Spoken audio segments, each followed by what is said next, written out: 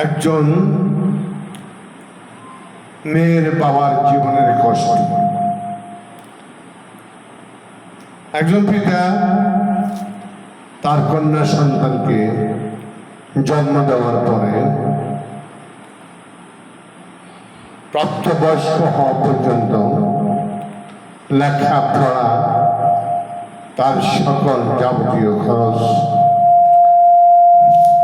ভরণ পোষণের মাধ্যমে তাকে বড় করতে হয়। তার লেখাপড়া খরচ, তার ওষুধের খরচ, তার খাওয়া খরচ, অনেক ব্যয়বহুল খরচের বিনিময়ে একটি মেয়ে যখন প্রাপ্তবয়স্ক হয়, মা বাবা বিয়ে দেওয়ার আয়োজন নেয়।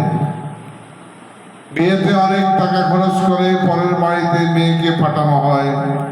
তারপরও কি মেয়ের সুখের জীবন সে বাড়িতে হয়? না, হয় না। কিছু অমানুষিক পশু, কিছু মানুষ পৃথিবীতে এখনো আছে যে শুধু শ্বশুর বাড়ি থেকে না দিলে তার মন খারাপ হয়ে যায়। এমনও অমানুষ আমাদের সমাজে বসবাস করে। কারণ